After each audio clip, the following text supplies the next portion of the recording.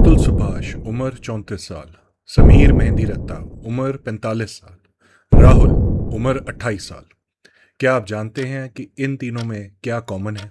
क्या ऐसी चीज़ है, क्या ऐसी कड़ी है जो इन तीनों को जोड़ती है? अगर आप पिछले कुछ महीनों से सोशल मीडिया को फॉलो कर रहे होंगे तो आपको पता होगा कि ये तीन लोग मैट्रिमोनियल डिस्प्यूट्स के अंदर इन्वॉल्व थे, जिसकी वजह से इन्होंने सुसाइड कमिट कर लिया था। इनका कहना था कि इनकी वाइफ्स ने इनसे बहुत ही बुरा बर्ताव किया है, इनकी लाइफ को नरक बना के रख दिया है, इसी वजह से इनको सुसाइड कमिट करना पड़ा। ये पूरी सिचुएशन को देखते हुए सोशल मीडिया ने ये बात शुरू कर दी थी कि क्या लड़कों को एक्चुअली मैरिज करनी चाहिए कि नहीं करनी चाहिए अगर लड़कियों के फेवर में इतने ज़्यादा लॉज हैं। तो आज हम बात करने वाले हैं कि मेंटेनेंस लॉज क्या एक्चुअली वाइफ्स की तरफ ज़्यादा होते हैं, वुमेन की तरफ ज़्यादा होते हैं, या एक बैलेंस भी बनाया गया होता है इसके अंदर। तो सबसे पहले बात करते हैं कि मेंटेनेंस लॉज एक्चुअली होते क्या हैं। मेंटेनेंस लॉज दरअसल में ये बात करते हैं कि अगर कोई हस्बैंड हो या वाइफ हो, वो डिपेंडेंट हो अपने स्पाउस के ऊपर फाइनेंशियली, तो फिर अगर डाइवोर्स की सिचुएशन आ जाती है तो वो क्या करें। बहुत लोग यही सोचते हैं कि सिर्फ वाइफ के पास पावर होती है मेंटेनेंस लेने की, और ये बात कहीं तक सही भी है, क्योंकि क्रिमिनल प्रोसीजर कोड के अंदर ये लिखा गया है कि वाइफ, चिल्ड्रन या पेरेंट्स को मेंटेनेंस दी जाएगी अगर वो खुद को संभाल नहीं सकते हैं। लेकिन ये बात सरासर गलत है कि मेंटेनेंस सिर्फ हस्बैंड को ही देनी होती है। इनफैक्ट हिंदू मैरिज लॉज के अंदर और हिंदू डाइवोर्स लॉज के अंदर ये लिखा हुआ है कि जो स्पाउस फाइनेंशियली डिपेंडेंट होता है दूसरे स्पाउस के ऊपर, वो एक केस फाइल कर सकता है अपने लिए एक मंथली अलाउंस बनाने के लिए या एक लमसम लेने के लिए, ताकि वो अपने आप को मेंटेन कर सके फॉर द लाइवलीहुड जो उसकी शादी के दौरान या शादी से पहले भी थी। इसके अलावा बहुत सारे लोग इस बात को उठा के बैठे होते हैं कि वाइफ जब मेंटेनेंस मांगने आती है कोर्ट के अंदर तो फिर वो 5 लाख, 10 लाख, 20 लाख, 1 करोड़ भी महीना मांग सकती है। लेकिन ये बात भी जाननी ज़रूरी है कि वो किस बिना पे इस बात को मान सकती है। अगर हस्बैंड जो है वो सिर्फ 20,000 रुपये कमाता है महीने के, तो क्या वो 50,000 रुपये अपनी बीवी को पे कर पाएगा? अगर कोर्ट के सामने ऐसे कोई एविडेंस आ जाती है जो दिखाती है कि दरअसल में वो 20,000 नहीं कमाता है लेकिन 1 लाख रुपए कमाता है, तो कोर्ट ये बोल सकती है कि हाँ 50,000 रुपये हस्बैंड को, वाइफ को देने पड़ेंगे। लेकिन अगर ऐसी कोई प्रूफ नहीं है तो फिर 20,000 रुपये के अंदर से सिर्फ 10,000 रुपये ही दिए जा सकते हैं, उससे ज़्यादा देने की बात नहीं की जा सकती है। तो आइए अब देखते हैं कि मेंटेनेंस का जब कोई केस पड़ता है तो उसके अंदर कोर्ट क्या क्या चीज़ें देखती है और क्या क्या बातों को ध्यान में रखती है, जिसके बाद वो डिसाइड करती है कि कितनी मेंटेनेंस दी जाएगी डिपेंडेंट को फ्रॉम दी अदर स्पाउस। तो जब भी कोई मेंटेनेंस का केस फाइल किया जाता है उसके अंदर हस्बैंड और वाइफ दोनों को अपना एक एफिडेविट देना पड़ता है, जिसके अंदर उनको अपनी एजुकेशनल क्वालिफिकेशन, अपनी अगर कोई जॉब कर रहे हैं उसके बारे में बताना पड़ता है, वो अपनी कैसी लाइवलीहुड रख रहे थे मैरिज के दौरान और उससे पहले, और उसके लिए कितने एक्सपेंसेस उनके लगते हैं, और उनको ये भी डिस्क्लोज करना पड़ता है जो सारी एविडेंस उनके पास होएगी जिसके बेसिस पे वो ये सारी बातें बोल रहे हैं। सिर्फ एफिडेविट देने का मतलब ये नहीं होता है कि उन्होंने बात को प्रूव कर दिया है। अगर वो एक्चुअली प्रूफ देना चाहते हैं तो उसके अंदर bank statements, income tax records और भी कई डिफरेंट डॉक्यूमेंट्स देने पड़ते हैं, जिससे पता लगता है कि वो एक्चुअली कितनी कमाई करते हैं। बहुत सारे लोग जब भी मेंटेनेंस केस में जाते हैं वो सोचते हैं कि अगर हम पूरा डिस्क्लोजर नहीं करेंगे तो हो सकता है कोर्ट हमारी साइड ले ले, लेकिन आपको याद रखना चाहिए कि वो कोर्ट है। अगर उनको थोड़ा सा भी शक हो गया कि आपने कोई चीज़ दबाई है या फिर उसको छुपाया है तो वो आपके खिलाफ सख्त कार्रवाई कर सकते हैं, और हो सकता है आप जितना मेंटेनेंस देते उससे 2 गुना या 3 गुना भी देना पड़ जाए। इसका बहुत बड़ा एग्जाम्पल है पुणे बेस्ड बिजनेसमैन का, जिसने कोर्ट के अंदर अपने सारे डॉक्यूमेंट्स नहीं दिखाए थे, लेकिन जब बॉम्बे हाई कोर्ट ने उसके सारे डॉक्यूमेंट्स देखे और चेक किया तो उनको पता लगा कि भाई इस आदमी के पास तो 50,000 रुपए महीने देने से ज्यादा की क्षमता है, तो इसलिए उन्होंने अवार्ड कर दिया वाइफ को कि 3.5 लाख रुपए महीने मिलेंगे उसको। तो इसलिए कभी भी अगर आप सोच रहे हैं कि अगर आप कोई एविडेंस छुपा सकेंगे या फिर उसको बिना बताए कोर्ट के अंदर जा सकते हैं, तो मेरी मानिए ये आसान नहीं होता है। दूसरी साइड भी बैठी होती है जो आपके सारे डॉक्यूमेंट्स दिखाने के लिए तैयार बैठी होएगी, और अगर आपसे एक भी चूक हो गई तो आप जितनी चीज़ों से बचने की कोशिश कर रहे थे उससे ज़्यादा आपको कोर्ट के अंदर देना पड़ेगा। इसके अलावा अब आ जाते हैं डॉक्यूमेंट्स के ऊपर कि कौन से डॉक्यूमेंट्स हैं जो ज़रूरी होते हैं, जो कोर्ट देखती है, और कौन से ऐसे डॉक्यूमेंट्स होते हैं जो कोर्ट के लिए इतने इंपॉर्टेंट नहीं होते हैं। तो पहली बात आ जाती है क्या इंपॉर्टेंट नहीं होएगा। तो अगर आपके पेरेंट्स कोई कमाई करते हैं या फिर आपकी कोई एक्सटेंडेड फैमिली है जो कोई कमाई करती है, कोई बिजनेस चलाती है, तो फिर उसके ऊपर ज़्यादा ध्यान नहीं दिया जाएगा। हाँ, अगर उस बिजनेस के अंदर आप इन्वॉल्व हैं तभी उसके सारे प्रॉफिट्स को देखा जाएगा और आपकी सैलरी देखी जाएगी। लेकिन अगर लेट्स से आप सिर्फ वहां पे काम करते हैं और कुछ नहीं करते और आपको एक तनख्वाह मिलती है, तो सिर्फ उस तनख्वाह को देखा जाता है। अगर आपकी प्रॉफिट शेयरिंग नहीं है तो उस केस के उस सिचुएशन के अंदर आपके ऊपर कोई बात नहीं उठाई जाएगी। दूसरी चीज आ जाती है इनहेरिटेड प्रॉपर्टी। इनहेरिटेड प्रॉपर्टी वो होती है जो आपसे पहले आपके दादा या परदादाओं की होती है, जिस प्रॉपर्टी के ऊपर हक आपका बन गया होता है। इस प्रॉपर्टी को क्योंकि आपकी सेल्फ एक्वायर्ड प्रॉपर्टी नहीं माना जाता या फिर आपने खुद की कमाई हुई प्रॉपर्टी नहीं है, तो इसको हमेशा एक्सक्लूड किया जाता है और मेंटेनेंस के कैलकुलेशन के अंदर इसको नहीं देखा जाता है। इसके अलावा अगर आपकी सैलरी होती है तो सैलरी के अंदर भी कुछ डिडक्शंस की जाती हैं जिसको आपको अलाउड होता है कि ये मेंटेनेंस के तात्पर्य में नहीं आएगी। इसका एक एग्जांपल हो जाता है जैसे आपका इनकम टैक्स। आपको इनकम टैक्स देना जरूरी होता है, वो गवर्नमेंट की मांग होती है, तो फिर उसके ऊपर आपको कोई भी मेंटेनेंस देने की जरूरत नहीं होती है। इसके अलावा जो ईपीएफ की डिडक्शन होती है वो भी इसी क्षेत्र के अंदर आती है, आपको उसके ऊपर कुछ पे करने की जरूरत नहीं होती है। अब अगर आप सैलरीड बंदे नहीं हैं और कोई प्रोफेशनल हैं, जैसे एक वकील हैं या फिर एक आर्किटेक्ट हैं या फिर एक अकाउंटेंट हैं, तो प्रोफेशनल्स को भी प्रोफेशनल टैक्स पे करना पड़ता है जो एक इनकम टैक्स के माध्यम के तरीके से ही चलता है या जीएसटी के तरीके से चलता है। तो अगर आपको वो पे करना पड़ रहा है तो उसके ऊपर भी कोई मेंटेनेंस पे करने की जरूरत नहीं होती है। ये आपकी ग्रॉस इनकम में आता है, आपकी नेट इनकम या मेंटेनेंस के लिए कैलकुलेशन वाली इनकम में नहीं आता है।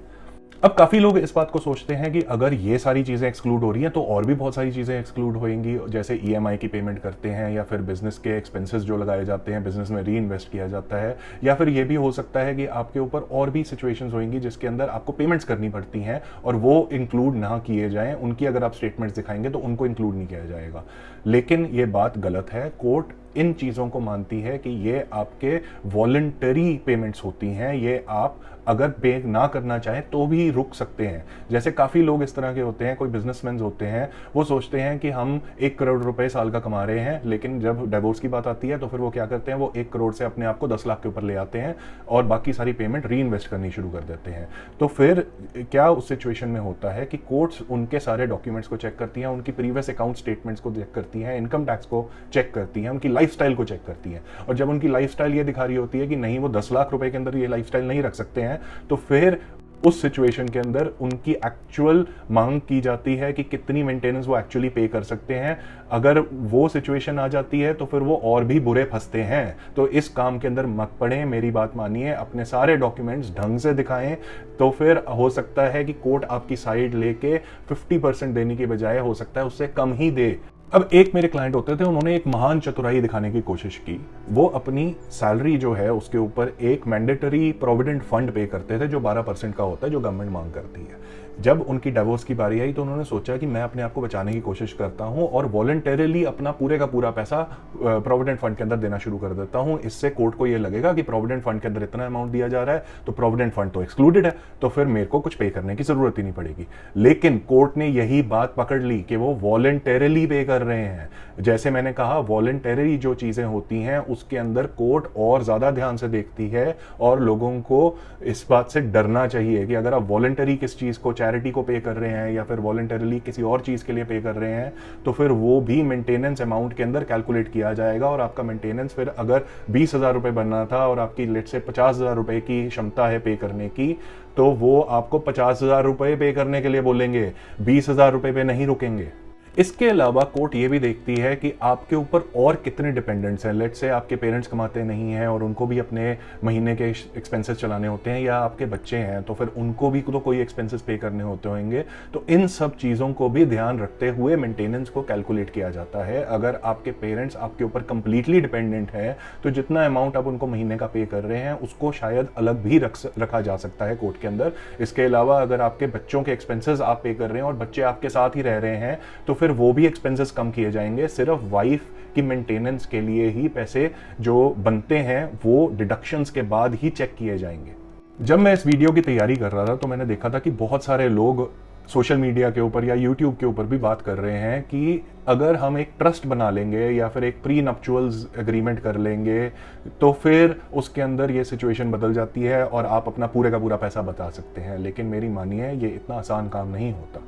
सिर्फ एक ही इस तरह का ट्रस्ट है जिसके अंदर कोर्ट अलाउ करती है कि आप उस ट्रस्ट के पैसे को हाथ नहीं लगा सकते हैं मेंटेनेंस पे करने के लिए, और वो ऐसा ट्रस्ट होता है जो शादी से पहले बना हो, जिसके अंदर जो ट्रस्ट का अमाउंट है वो आपके बेनिफिट नहीं बल्कि किसी और के बेनिफिट, जैसे आपके पेरेंट्स हो या कोई और लोग हो जो आपके फैमिली में, उनके लिए जा रहा हो और आप सिर्फ कंट्रीब्यूटर हो और साथ में आपका उस ट्रस्ट के ऊपर कोई कंट्रोल ना हो।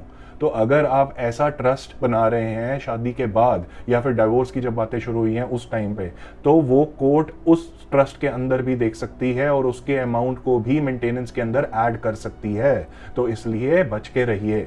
दूसरी बात, जो प्री नप्चुअल एग्रीमेंट की बात आ जाती है, जिसके अंदर बात की जाती है कि जो यूएस के अंदर हो रहा है, यूके के अंदर हो रहा है कि एक एग्रीमेंट बना लिया जाएगा, तो उस एग्रीमेंट के अंदर अगर डिवोर्स की बात आएगी तो जिसके पास जो था वो अपने पास साथ में ले जाएगा, कोई दूसरे से मांग नहीं करेगा। लेकिन इंडिया के अंदर प्री नप्चुअल एग्रीमेंट की कोई स्थापना नहीं की गई है। कोई कोर्ट इसको अलाउ नहीं करती है अनलेस एक सिचुएशन बनी हो, और वो होती है कि मैरिज कॉन्ट्रैक्ट के बेसिस पे हुई हो। अगर आपने ये बात पढ़ी होगी तो हिंदू लॉ के हिसाब से मैरिज जो होती है वो एक कॉन्ट्रैक्ट नहीं होता है, वो एक रिलीजियस प्रैक्टिस होती है, और इस वजह से रिलीजियस प्रैक्टिस में अग्रीमेंट्स की मांग सरासर गलत होती है। लेकिन अगर जैसे आप मुस्लिम लॉ के अंदर देखें या क्रिश्चियन लॉ या इवन स्पेशल लॉ के अंदर देखें, तो फिर जो मैरिजेस वहां होती हैं उन मैरिजेस के अंदर एक स्पेशल अग्रीमेंट किया जाता है जिसके अंदर शादी होती है। तो उसमें प्री नप्चुअल के भी कुछ क्लॉजेस अलाउड होते हैं, सारे क्लॉजेस नहीं अलाउ होंगे। तो इसलिए किसी भी बात पे अगर आप प्री नप्चुअल अग्रीमेंट बनाने की सोच रहे हैं शादी से पहले या फिर इवन शादी के बाद, हाँ शादी के बाद भी आपको अग्रीमेंट बनाने अलाउड है, लेकिन उससे पहले जरूर आप किसी वकील से या किसी लॉयर से बात कर लीजिए, क्योंकि आपको पता होना चाहिए कि क्या वो अग्रीमेंट आपके फायदे का होगा भी कि नहीं होगा। एंड में मैं सिर्फ ये बात बताना चाहता हूं कि कोर्ट आपके ऊपर पैसे की ज्यादा मांग करने के लिए नहीं बैठी हुई है, बल्कि वो ये देखने के लिए बैठी हुई है कि जो हस्बैंड एंड वाइफ हैं वो उनकी कैपेसिटी भी है पेमेंट करने की या फिर मेंटेन करने की अपने आप को या फिर अपने डिपेंडेंट स्पाउस को। तो सिर्फ हस्बैंड के ऊपर ये बात नहीं बनती है, कोर्ट सिर्फ इसी चीज को नहीं देख रही होती है। वो चाहेंगी कि अगर आप अपने सारे डॉक्यूमेंट, सारी एविडेंस कोर्ट को दिखाएंगे तो वो भी समझेगी कि आप सच बोल रहे हैं, आपने सारा खुलासा किया हुआ है और इस वजह से आपकी साइड लेने को तैयार बैठी होती है। जो भी आप इन कोर्ट्स के रिलेशन में सुन रहे हैं या फिर सोचते हैं कि ये गलत चीजें करते हैं, वो इसी वजह से हो रही होती हैं क्योंकि कोर्ट के अंदर सारी बातें नहीं बताई जा रही होती। मैंने आपको पहले भी बताया था पिछली वीडियो के अंदर, जिसका लिंक यहाँ ऊपर दिया होगा या डिस्क्रिप्शन में दिया होगा, कि आपको 3 लोगों की सहायता हमेशा अपने पास रखनी चाहिए, उनका फोन नंबर अपने पास रखना चाहिए, जिनमें से एक अकाउंटेंट होता है, एक लॉयर होता है और एक डॉक्टर होता है। इस सिचुएशन के अंदर अकाउंटेंट आपके बहुत फायदेमंद रहते हैं क्योंकि वो सारी एविडेंस पहले से तैयार करके रखते हैं जो आपकी हेल्प करेगी और मेंटेनेंस अमाउंट को कम लाने की कोशिश करेगी।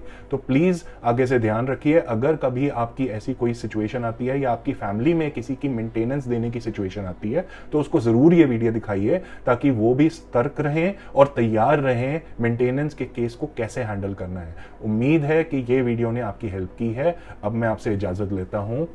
नमस्कार।